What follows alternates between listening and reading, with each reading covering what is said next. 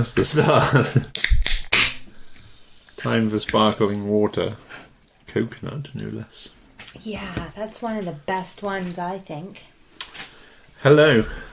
Hello! We're doing a normal hello this evening, are we? We are. I am. Fair enough. So, podcast time.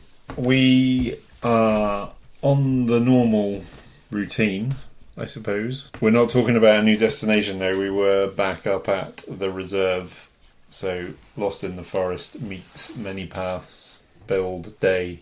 Day 2. Number 2. So, we're going to talk about that a little bit. And then a few wild edible facts. So, A few findings. yeah. So last week we had an okay weekend that rolled into an okay week, and we even rode on Wednesday evening and went looking for things and had a nice time. And then we had what could only be described as a monsoon all day Thursday, all night Thursday night, most of Friday. We did. So, yet again, we donned Wellington boots and headed out to the reserve on Saturday. They said, you only ever come when it's bad weather. It's like, yep, that's not planned. However, both the last time that we went and this time where there was that monsoon rain prior to, and even the morning of, but by the time we got there, old Mother Nature decided to give us a real treat. Yeah, I needed a treat after I found out that someone had ridden a motorcycle all over our mountain bike You trails. mean a four-wheeler? Or a four-wheeler. And a motorcycle and a four-wheeler. Well, particularly the four-wheeler was rather damaging. But we ended up having a beautiful, like, top-shelf, gorgeous, perfect day. Not too hot, still no bugs. I think we're a week away from the bugs. I know, I shouldn't even say it, because it's like nobody even wants to speak about those things. But I do keep trying to remind myself to really enjoy. So I do want to speak about bugs for a second. Oh, do So you? I have a request to anybody listening who has any bright ideas on the bug front. I would quite like any advice that doesn't involve using, I was going to say Dettol, that's a UK disinfectant which is used for cleaning your floors. DDT or whatever it is, the thing. Is that what it is? Yeah. And even the ones that say DDT free, I don't think are particularly good for you. So anybody's got any advice? We tried citronella and a few other combinations. Yeah, some essential oils, which they work okay, they do, but I do find you have to reapply quite often. And I tried a few things, so I'm not a brand pusher and not sponsored, but Oakley last year sent us some summer jerseys which are long sleeved, and I did find if I sprayed bug spray on the outer of the sleeves, long sleeves, that did stop the bugs going for my arms. However, they do like the back of my calves below my knee pads, which is a little bit annoying. So anyway, my point was, if anybody's got a brilliant idea that doesn't involve batteries, recharging things, you know, those ones that people have, I would be more than willing to listen. I'm hoping as Bob's place is a bit swampy that we'll be able to light some fires initially just to keep the bugs at bay when they start emerging out of that lovely mud. Yeah, we will see how we're gonna survive that. Beekeeping suits to the rescue. Yeah, maybe. Or an astronaut suit. I think when you're riding, it's not too bad, but one of the reasons I bring this up is because if you're riding and foraging, as we've done for a few years now, you get bitten when you get off your bike, like You sure looking do. for mushrooms or things. So You sure do. Sometimes you almost even have to cut it short. It's a bit of a situation, eh? So I've been told no sugar, because apparently mosquitoes like sugar. So I don't know if that's, I mean, with the ice cream part of our podcast, that makes it a bit of a challenge. I was gonna say I'm doomed. I'm doomed. I figure my other option is to start smoking a pipe. Oh.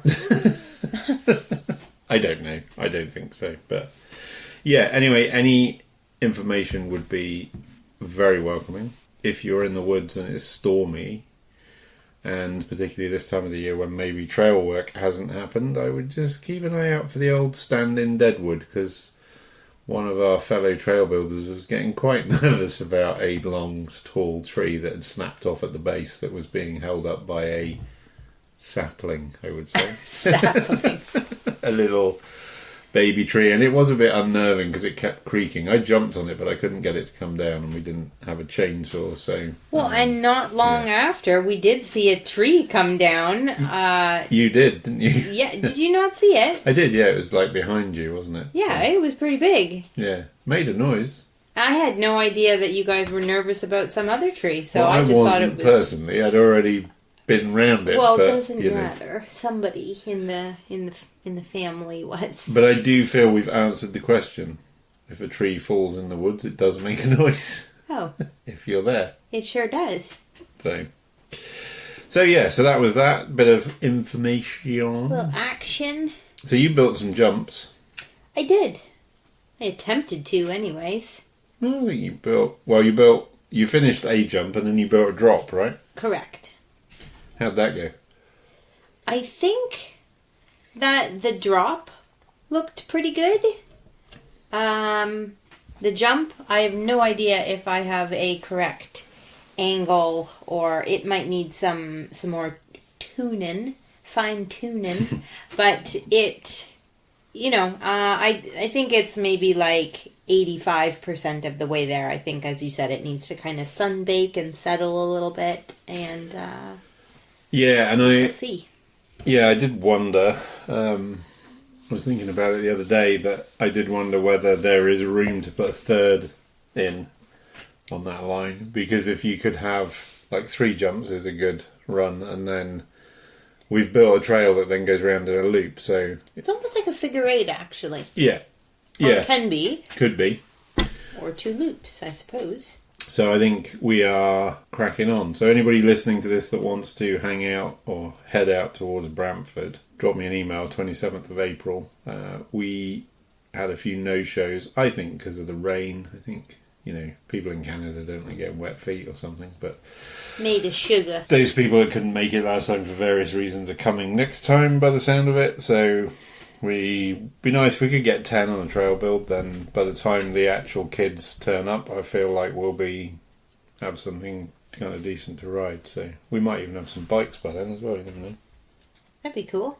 Would be. We have no cats right now, so we have cats, but they're not hanging out with us. Normally by now one of them's purring. There is actually one hanging out down under there. That was my purring noise. It wasn't very good. The ginger whinger is down there. So what did you get up to building? I mean, you were being a little bit of Mr. Foreman there, or would it be the conductor? Actually, yes, I'll call you the conductor.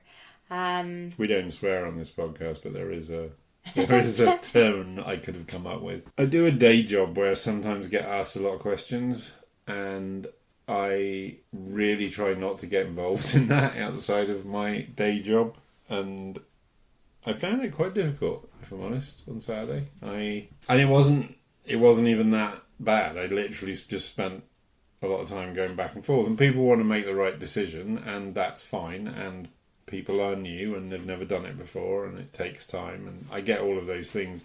What I did learn though, and that's what I went off to do, is marking more trail means you can send people off to do stuff. And so what I did was I marked a lot of trail back out towards the car park, and then marked another loop, because I just figured next time we're there and we have people turn up and we run out of or people want things to do, I can say go and follow those marks and clean that with a saw, and go and do that and clean that with a spade or a brush or whatever, rake. Oh, you're a genius. Now that I think about it, I did see you marching around putting more flags in the ground, and I wasn't entirely sure what you were Up to. Yeah, or, well, more specifically, that you had a real great idea and a plan for getting that done. That's actually quite genius for setting us up for the next one, so that maybe you can do a little bit more other fun stuff, as opposed to, I know you had to answer questions a lot. And Yeah, and I do think a strimmer would be useful, like a What's weed a whacker, strimmer? like a weed whacker thing. Oh. Did a lot of cutting trails or cutting trees down with saws and pruning things, but pruning things is great, but they just come back twice as strong. So I do think a weed whacker would be good. What was interesting was that one of the other people there is also a mountain biker and clean pair of eyes, different riding style to me anyway, and it was helpful because he spotted a few lines that perhaps I wouldn't have considered, so we marked those as well. So Oh, that's cool. yeah, so that was helpful. But sometimes you just need to get on. Like, it's almost, we're planning our garden at the moment that requires a fairly, it doesn't need a strict plan, but it needs a layout and a proper plan, and the mountain bike trails do need a plan. But the main point of this is to just get kids riding their bikes as much as possible and get them to build stuff as fast as possible, as in get them out building and riding. So it's a bit of a different one. It's like stepping back a bit and just going, well, it would be great if these trails are in 20 years' time, but just to get the whole thing up and running, it doesn't have to be perfect. So I think the log rolls you did, I think the jump and the drop, I think the return loop that Brittany and Iko did back to where the start was, I think all of that is helpful because we now have an actual trail system that we can put signs out and mark. There was a hill we spotted that's where I was off doing those flags because there was some gradient, which could be quite fun, and then we were just trying to figure out how to get from where our trail kind of started and finished through all the four-wheeler trails, through the swamp, and then out back to the car park. So Yeah, that might be a little tricky, but I'm sure we will figure something out. But we can go ways out, right? So we can go all the way along the ridge one side and then kind of right up to the property line and then come back in the other side behind those pine trees. We just might need to build a little skinny bridge. So, Ooh. And I've got an idea for that. So, you know all those tyres? Yeah. There's a load of abandoned You did tyres. say. So I think we'll fill the tyres with cement and put some, like, pilings, if you like.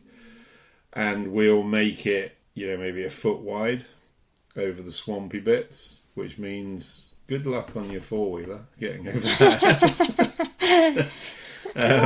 So we'll do a few of those, which we'll make them very mountain bike specific, so we can kind of help protect our trails by just making them less than accessible to four-wheelers. And good luck on a motorcycle. In fact, if you get across there on a motorcycle, then you can ride our trails.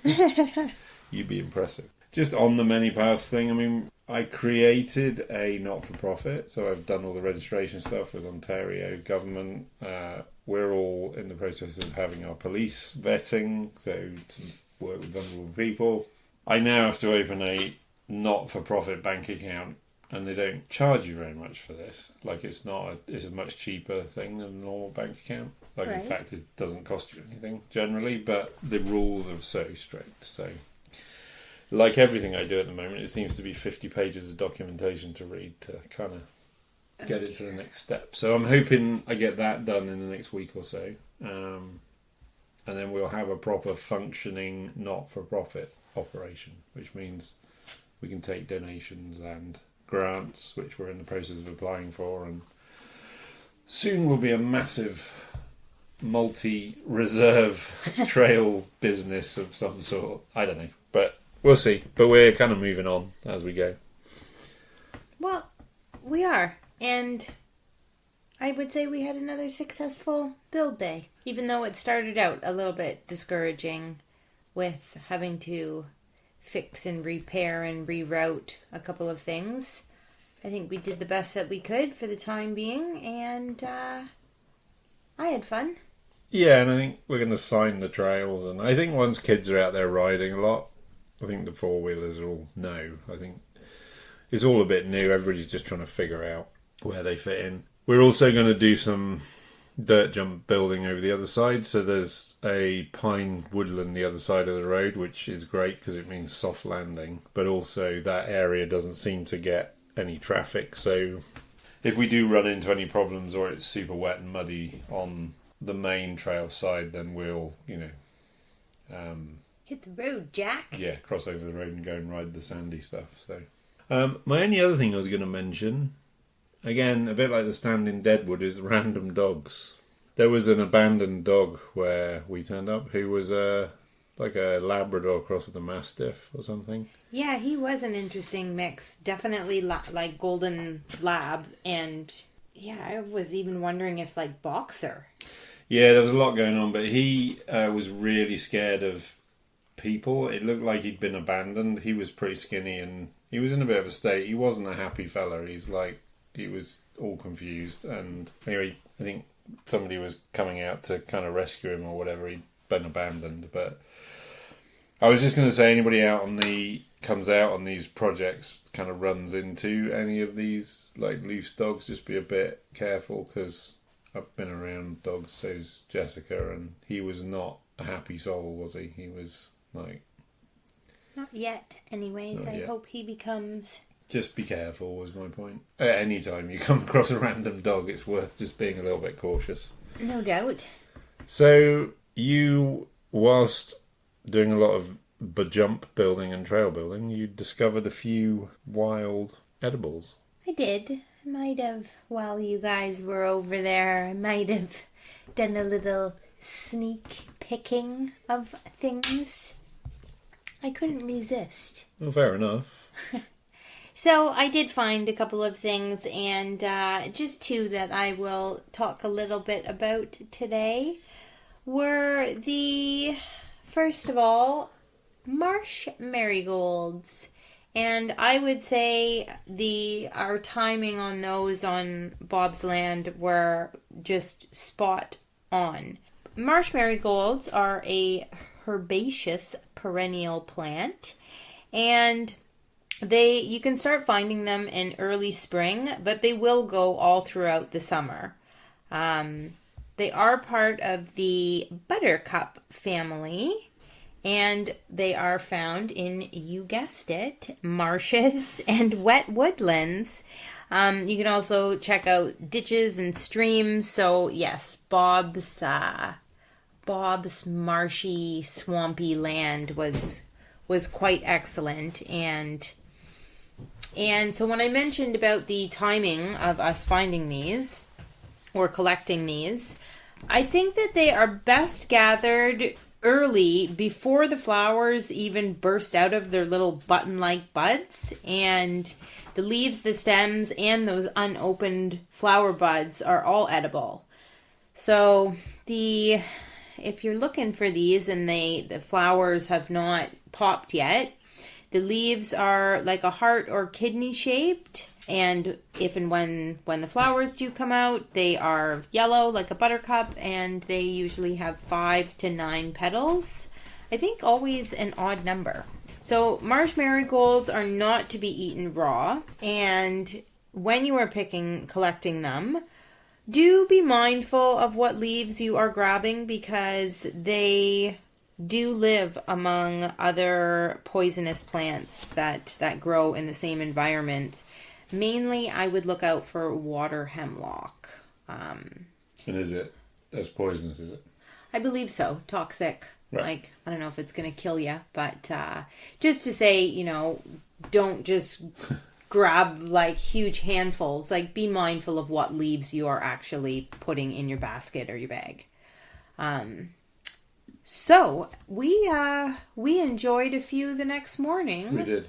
We had poached eggs with, rather than spinach, we had marsh marigolds on top of our toast and under our poached egg.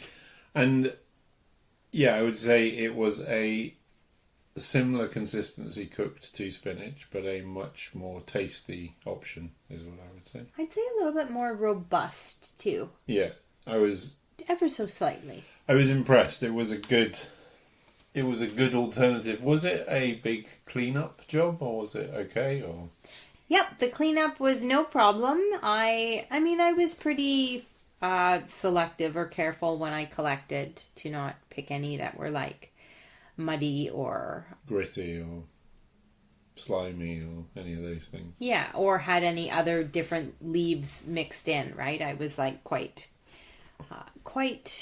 Selective. yes.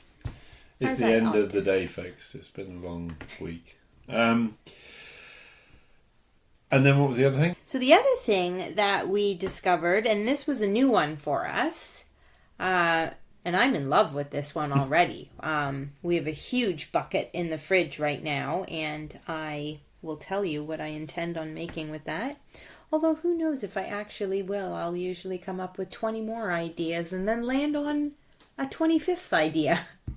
Anyway, the next wild edible that we are talking about here, which was a new discovery for us, is called Virginia waterleaf. Also a herbaceous perennial plant and quite abundant. So, pick as much as you like, I would say. These guys appear also in early to mid-spring. I do believe that they are native to eastern North America. And the leaves are, most of the ones, I would say 90% of the ones that we had collected, the leaves are a solid green. But sometimes you will see them with a white spot, and that's okay too. White spots, like polka dots almost. Yeah. And those ones are good too. They do flower in, I think, 3 colors, blue, white, or purple. And one thing I really liked about this wild edible is that it can also be eaten raw. Yeah. As well as cooked. And there is no bitterness whatsoever. And, we were just sort of munching on them as we were collecting them. And we had some in a salad. And now I have, as I said, a large bucket in the fridge. And I will play with cooking some of those and probably treating it a bit like a spinach. And I was maybe thinking of a quiche. Wow. Did they wilt quickly after we picked them? They sure did. Right. And did you haven't tried bringing them back to life with your hot water and salt trick? I don't use salt. Oh, no? Okay. But I wonder if that's a thing. I think so. Huh. Most people always say to put them in, cold water to refresh them. But I don't even know who I learned from. But to actually put them in, quite hot water, not boiling, but hot water, if you ever have lettuce or greens that have gone kind of limp and wilted. And hot water, you would think, would wilt them even more. But it actually, in my experience, has always kind of crisped things up. But you kind of have to use them at that point, don't you? You do, I think. Yes. I've never tried to do it twice over. That's what I mean. It's not a 2-time. No. You can't keep going. Yeah, you're probably right on that. But salt, I don't know about that one. I've never tried that. Yeah, I seem to remember my grandmother putting a bit of salt in with, but warm water, not hot. But yeah, I would say I go even fairly hot. Yeah, hot to touch, as in. Well, definitely you're putting your hands in it, Yeah, but I mean, hot out the tap. You don't make it. It's not lukewarm, is correct. it? It's washing up. Hot. Washing up hot. That's a good one. Our cats are just being annoying now. They just all decided to Party! be quiet and then just run about. So the other thing I was going to just ask you about is, it's that time of year again. I know. So we're kind of on the, I say we, Jessica's on the hunt. You two are too. On the hunt for the morels, and I'm a bit confused because there's a lot of information, but I think we sort of had a plan of where they should be, on the edge of a woodland or by oak trees, and by oak trees that are losing their bark, and by oak trees that are losing their bark with a bit of light, and by oak trees. Anyway, the point is then I look I look on the internet at other people that have found them, and someone finds them in a dark mouldy pine forest. So it's so I think the point is, I personally don't know where they are. I'm just trying to look for them. But are there any, we keep going and looking. We're kind of looking twice a week in a few spots at the minute where we think they should be, but they might not think they should be. But are there any things worth looking for, or is it all a big puzzle and we're just going to find them when we find them? Well, yes and no, I would say. That's a very political answer. Well, it seems that the more reading about them that I do, and the more kind of photographs and sightings that are, people are recording and sharing, and when I look at sort of the environment that they're in, and I'm looking for little clues and hints and things that I can to help me out, right?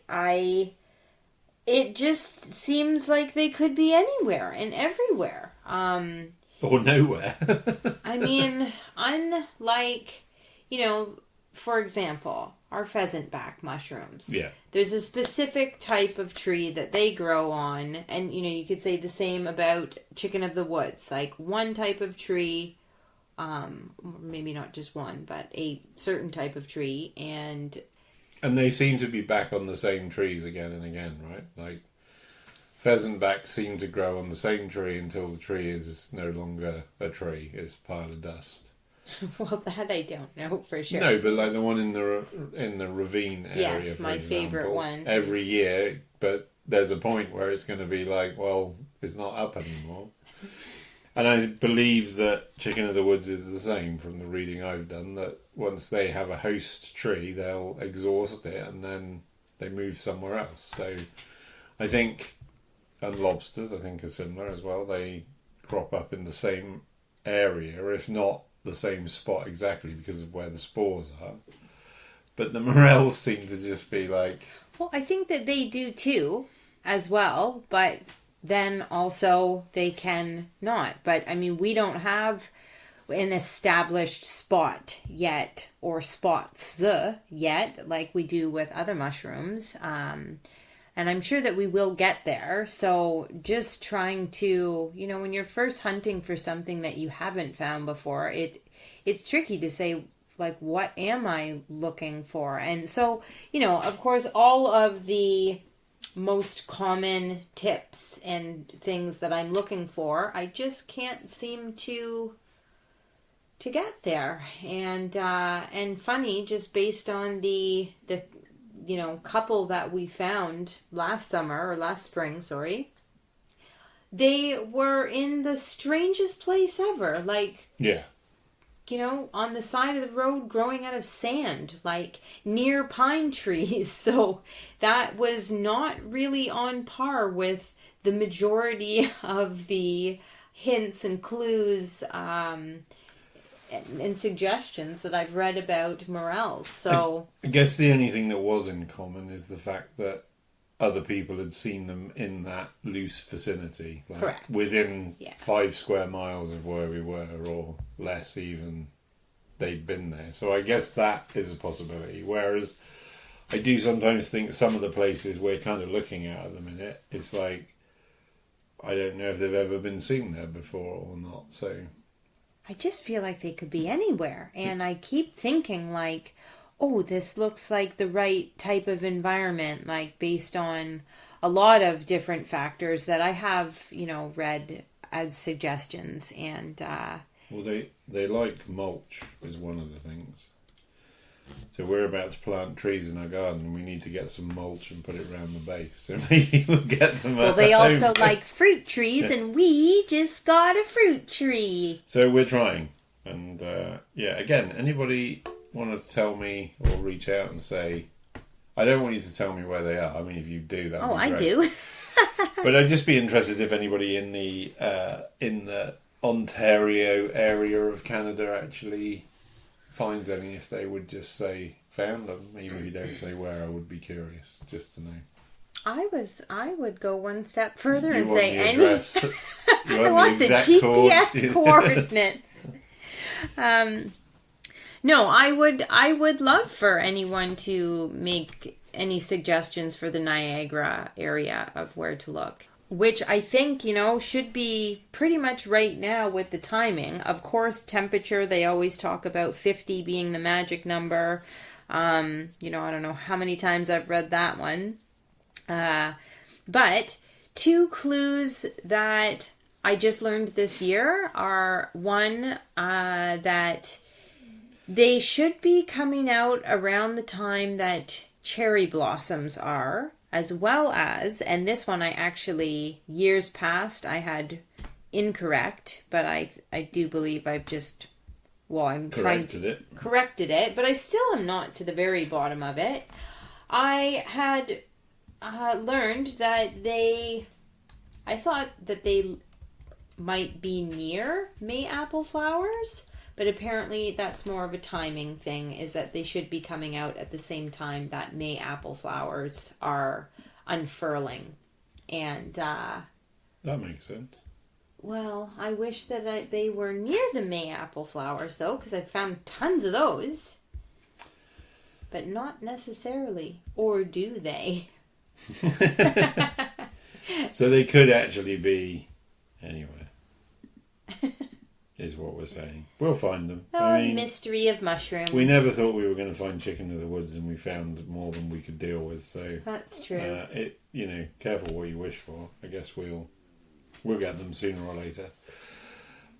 Do you have anything else you would like to add?